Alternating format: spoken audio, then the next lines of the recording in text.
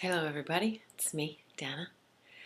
I'm here to share with you a little bit more of my weird and crazy life. Yes, I was a redneck. I was raised redneck. You might be a redneck if I check yes to all of those categories. Um, and I love the humor that Mr. Foxworthy uses to make fun of the dysfunction of some of the things that we were brought up with. Yes, most of us were brought up in dysfunctional thoughts and dysfunctional family traits and beliefs and traditions. You know, my family called it teasing. The proper term is verbal abuse, if you ask me. Because if you're constantly, every time you open your mouth and share your energy with your family member, if it's always coming out as an insult or an attack, then that's not teasing.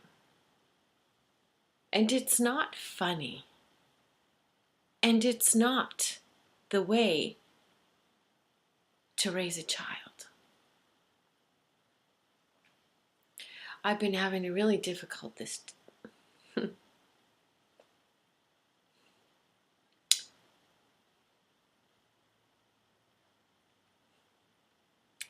I've been having a difficult week because my brother is not well.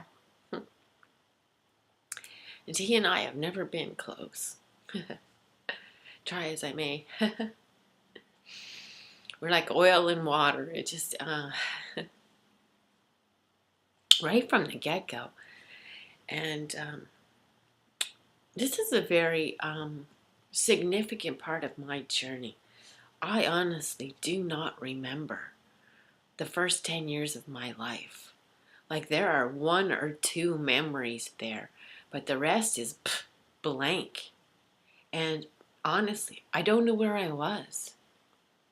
I have recently started to believe that maybe I was just astral traveling and tapping out, and I don't know.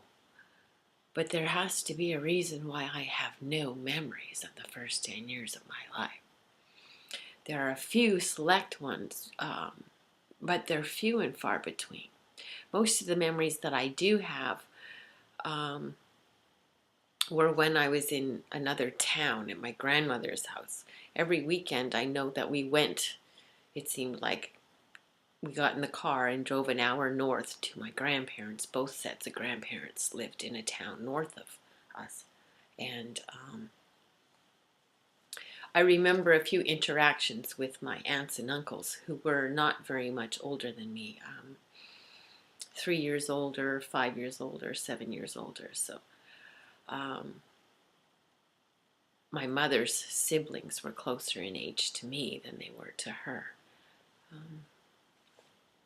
They were more like cousins to me.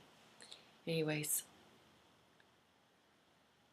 I don't understand why my brother rejected me so fiercely.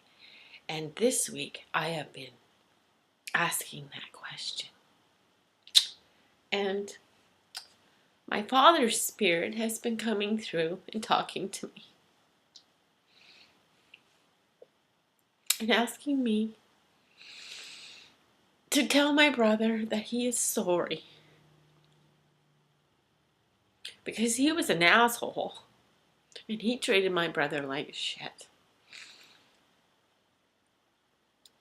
I don't know what happened when we were growing up. I honestly don't know how bad it was. But my dad's coming through and he's telling me that he was an asshole and that he's sorry.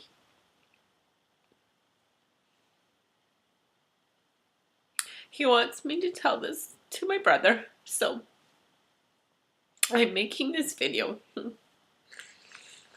Because we don't talk on the phone. So I'm going to make a video and put it on the internet and post it on all the other relatives' pages, and maybe he'll watch it.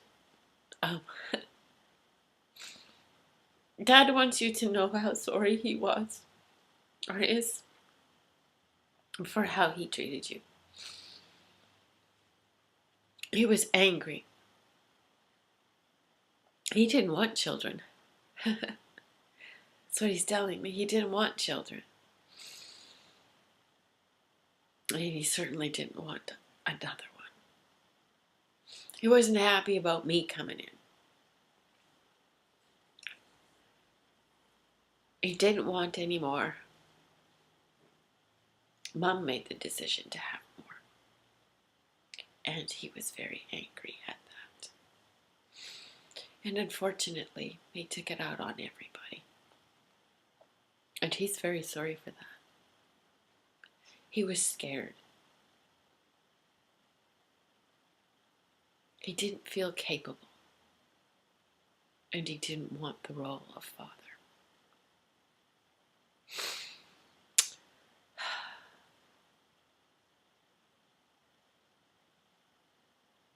I loved him and I disliked him. I remember distinctly one time telling him, I love you, but sometimes you're a real asshole. And I also remember a time when he was drinking and he was gonna go out on the road driving, and I was trying to get him to not.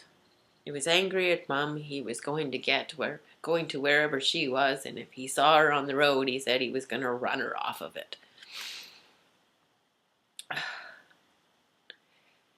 He was mad because she had his car. That was his drunken logic.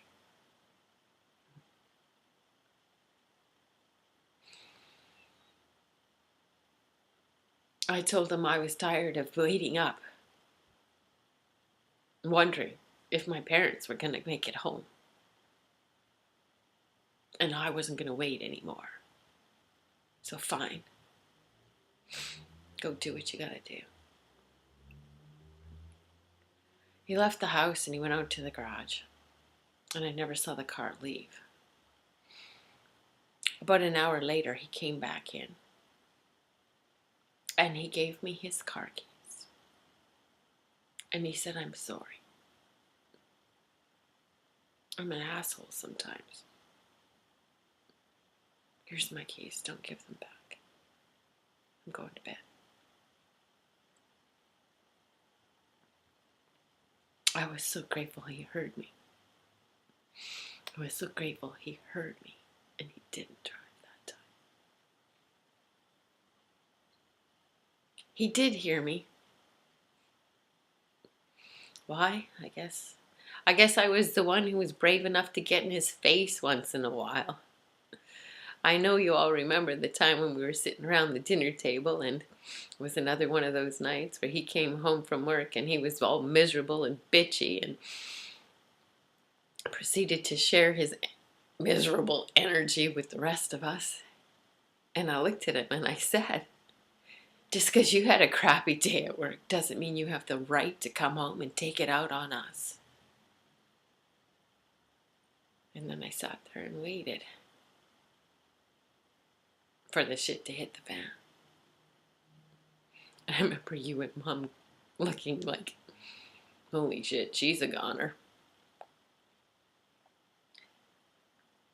Dad looked at me. He put his fork down. He said, you're right. I'm sorry. He stood up from the table and he left.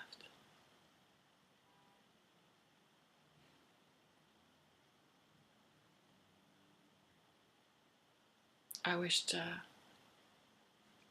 we all would have been brave enough to speak our truth a little more often with each other. My truth is that it wasn't acceptable to be spoken to the way that I was spoken to. I didn't deserve to be called Tank a name that insinuated I was huge. And then wonder why I struggled with my weight and self-confidence and self-esteem my whole life. I didn't deserve that. Our family calls it teasing. It's not teasing. It's downright freaking mean. And it's cruel. And we hurt each other's souls and spirits with the words that we use. So my wish is for more of us who are still here on this side, who are still walking and talking, to use our energy, to use our focus, to use our words, to send out messages of love, to give light, to light up somebody else, rather than see how far down we can knock them with a word, with an insult, with a zinger.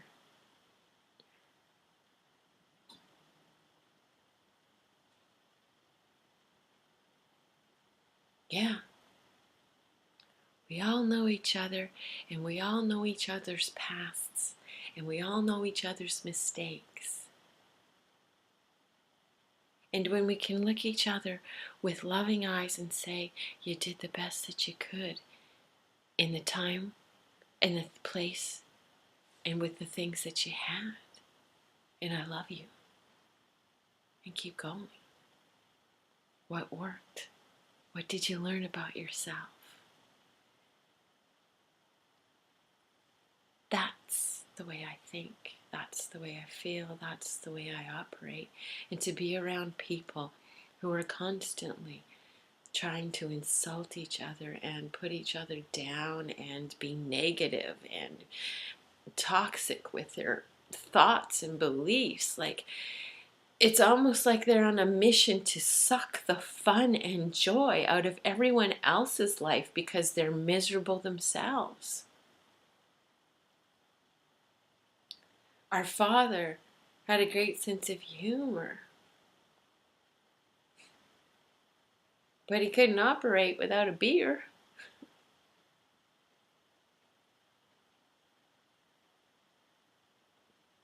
There was a time in my life where I had to ask my husband, could you please listen when we're conversing with my father? And when he starts telling me to shut the fuck up, could you stand up for me and ask him to stop speaking to me that way? Because he's not hearing me. Maybe he'll hear you.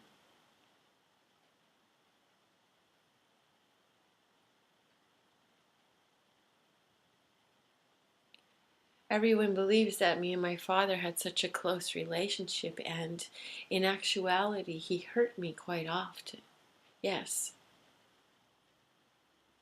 he did love me, he did care for me, and maybe I got less shit and abuse than you did.